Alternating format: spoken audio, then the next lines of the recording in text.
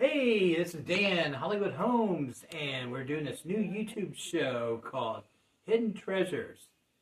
And we're in this wonderful, trendy town called Elwood, Indiana. Isn't that right, Matt? A wonderful, Yeah. trendy town. And donkeys fly too, huh? Yeah, that's the truth. Matt here is a tattoo artiste. We call him Matt, the illustrated guy, tattoo guy, heater. Well, tell us what made you want to get into tattoos.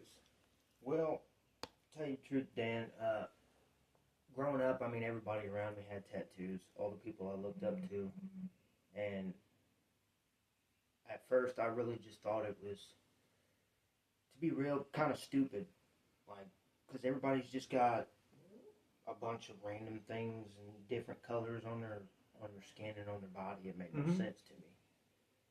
But I got to talking to one of these old heads one day, and he explained it to me. Like, every tattoo that he had told a story.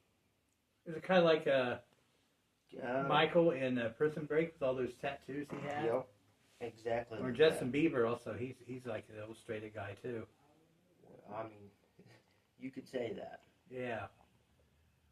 But it inspired me. It made me realize for as long as I'm alive, the world's not going to understand me. Oh, Lord, me either. Look, So, look where we're at. What better way to paint a little bit of a picture of what I've been through than literally advertise it on my body?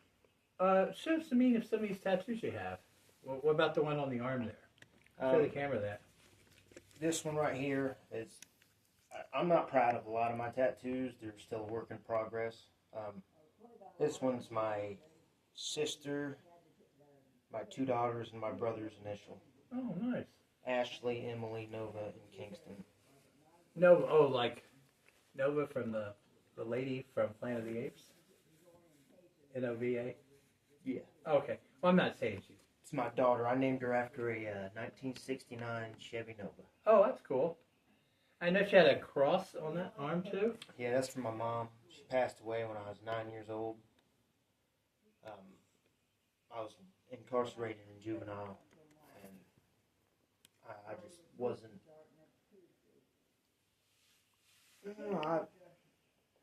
there really ain't no other way to put it. I just really wasn't right in the head at the time.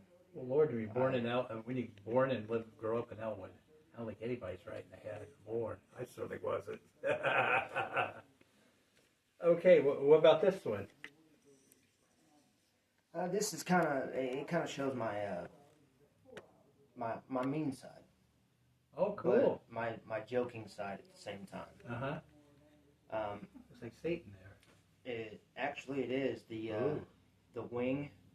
I took from a different piece and put it on there because it was just the demon skull with the hand was doing this, and I changed it to the middle finger. Oh, okay. Pretty cool. much telling everybody you don't like me for who I am. Well, F you. That's the way I feel too. I took the angel wing from a matching piece, a matching skull, but it had a halo on it. Okay. And I attached it to this, and then did my thing with the hand there. How many clients do you usually get with the tattoos? Well, I'm really low profile. Not too many people know about me. Well, here, see this, folks? This is your opportunity to get tattoos. Look at these wonderful tattoos Matt has. You can be like that too. Be trendy and cool. How do you do tattoos? Just show some of your equipment. Well, I mean, there's two different ways, two different styles of machines. Okay. You have your traditional coil machine. It's very loud, noisy, and it's heavy. It's got weight to it. And the needles are quite long. It's about, I don't know, 4 or 5 inches long of a needle. Oh, wow. And this is a 3-round liner, so it would make a very, very thin line, almost like pencil writing. It just depends on what you're trying to use with it. There's a difference between the round liners and the round shaders. The round shaders will make a bolder, fatter line, and the liners just do your basic line work.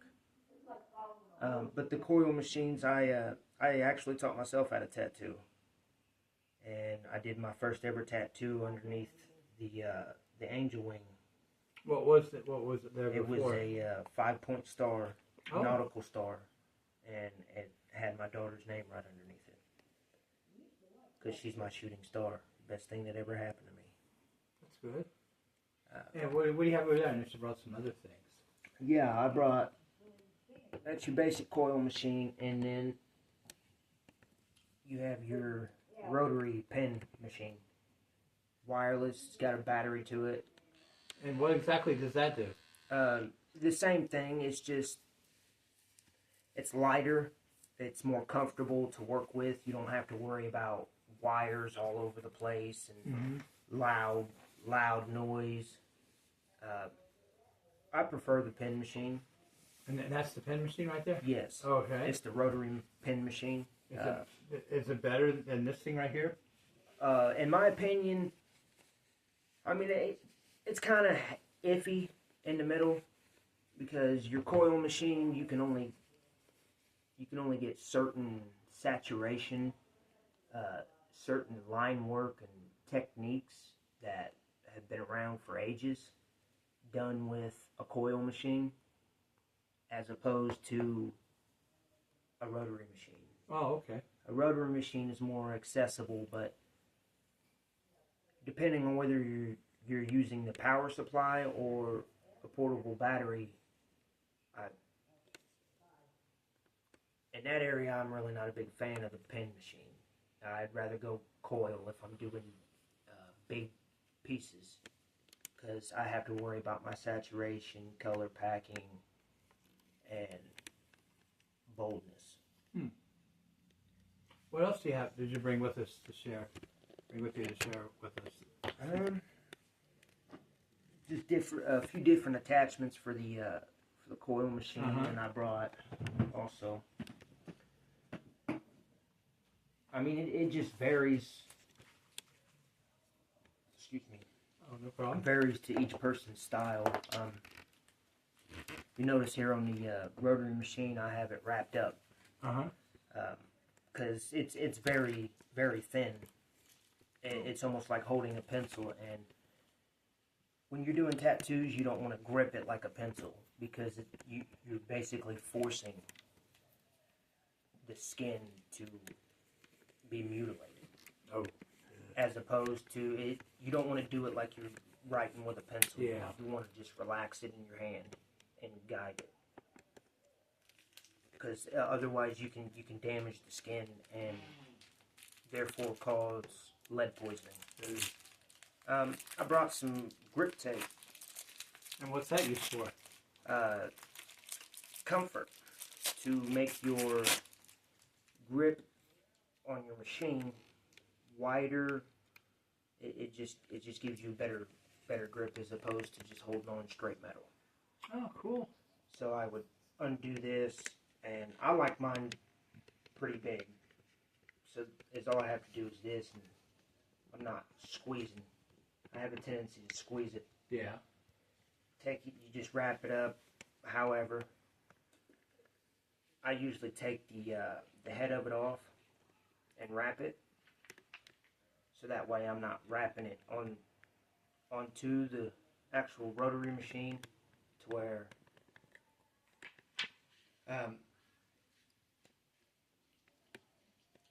doing this, I don't know how to describe it. Twisting it like this, adjust your needle depth. Okay.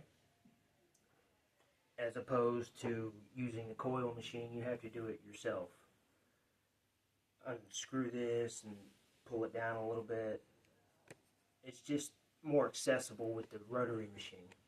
How much do you charge for people to get tattoos? I'm not like your average shop. I'm not by no means professional. I just love what I do, and I I've come to, it's come to grow on me. On one hand, it is serious business because you can really mess somebody up, mess somebody's skin up, and it's on them for life. Ooh. But it's just something really I love to do. It just depends on the size of the piece, the detail, and what all supplies I have to use. We ought to do another show where somebody comes in and you put a tattoo on someone and we'll record it. What do you think? Sounds like a good idea. Because I think the best thing when you do something like this, people like to see demonstration of your work. Most definitely. I'd be more than honored to do that. If you know someone that wants to get a tattoo done. My wife. My wife, most definitely. What's her name? Kaylee. Yo, Kaylee! Yeah. You want to do it tonight or another night? Do you want to have a tattoo put on tonight or another night? Whenever. Tomorrow sound good? Well, I get home about a little later, but I should get home about 8 o'clock. That's up to you. Sounds good. All right. Well, we're going to have to say goodbye for this episode, but come back tomorrow, same time, same bat channel, because Matt here is going to give Kaylee, look at the camera and smile, a tattoo. Does that sound exciting, folks? Yay!